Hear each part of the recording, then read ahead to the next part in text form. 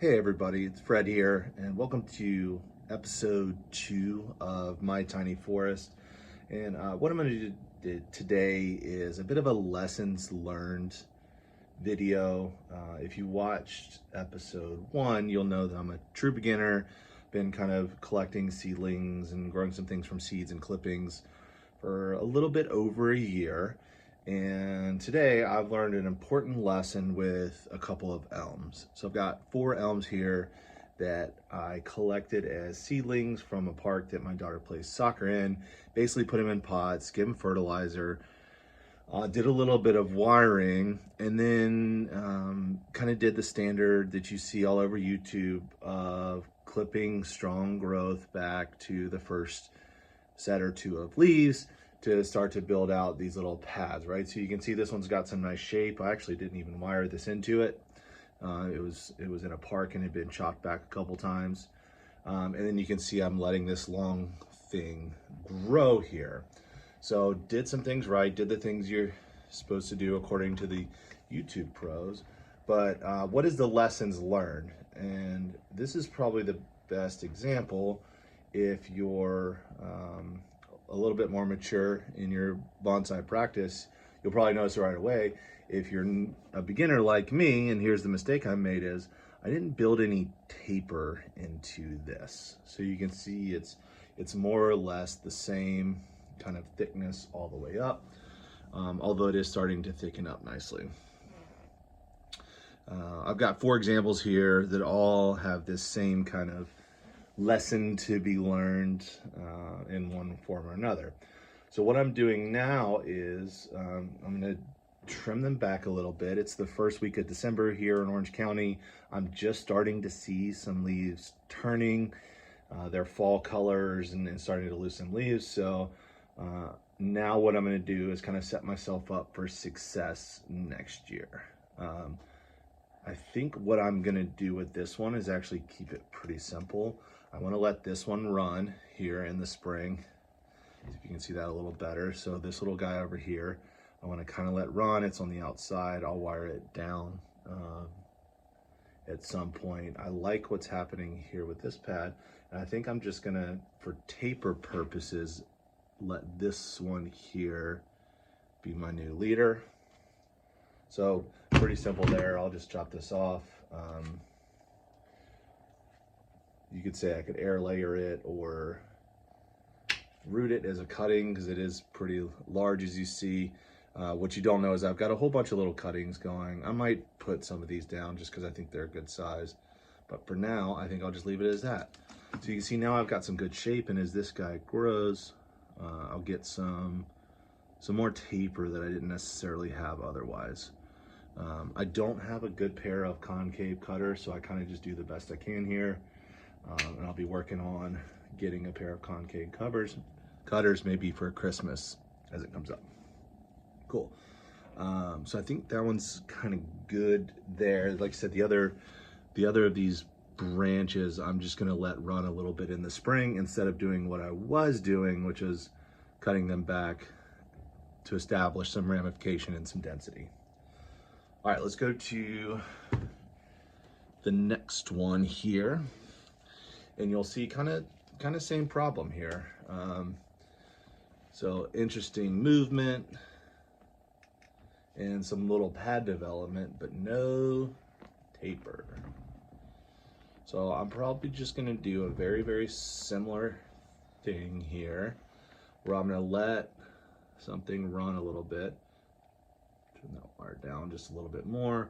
I'll probably use this one as a back branch and then see if I can get something to run here. You know what? If you look at it, no, there's nothing. I thought there was something on that knob.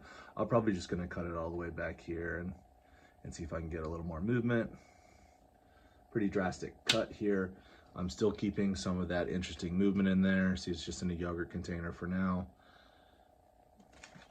Keep that pad as the first branch and then let this one run and hopefully get a little more taper as it grows out here. You can see, interestingly enough, there's still some bright new leaves where it's getting some new growth, even here in the first week of December. Oddly enough, some of my azaleas seem to think it's spring and are putting out flower buds. All right, this one I've got a few more options. Let me just adjust the camera a little bit. So you can see I've got a few more options, and there's some new buds shooting out.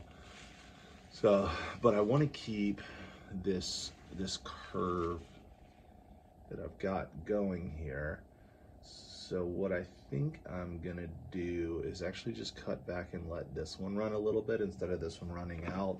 You see, they're all still pretty small, so I'm gonna let this go. And rather than establish pads, you see I've got a good, let's see if this is gonna be the front here, a decent kind of first branch, back branch. There's a new little shoot coming out there that I'm just gonna pinch.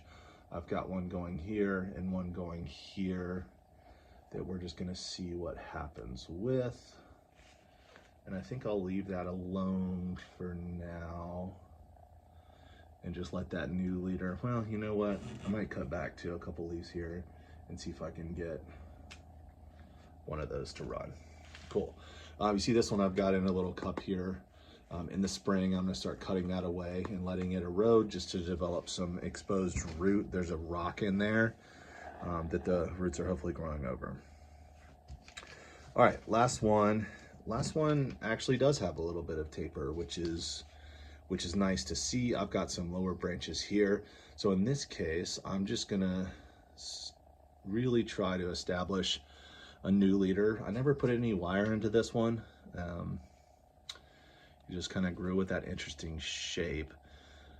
But I do want to establish taper lower down. I like the smaller trees. Show hanging, I think, is the size, or maybe a little bit bigger. See, I've got a little bit of a straight going here, and that's where I start to lose some of the taper. So I think what I'm gonna do is do it right here. And then let this one run as the new leader with that movement. I've got this lower branch, and well, we'll see when we decide on what the front is. So that's really it, just kind of setting up these plants for success when they start to take off in the spring. And then these have been in these containers really since probably summer of last year of 2024 is when I collected them. So I'll probably repot them just so they can continue to grow. See, this one's got some interesting root things going on. Get them into a little bit bigger pots to take off and also kind of start to address the Nabari. So great, hopefully you enjoyed that video.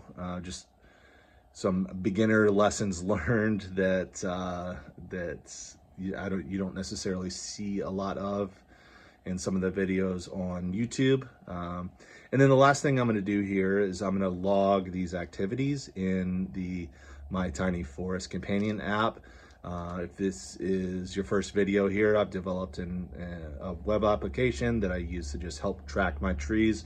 So I'm gonna log here that I prune them, and that way I'll know when that happened, as well as have a picture account of that activity and kind of a picture log through. So I'll post that link here in the description. It's free to use. You just have to validate your email address. So please feel free to use that to track your trees.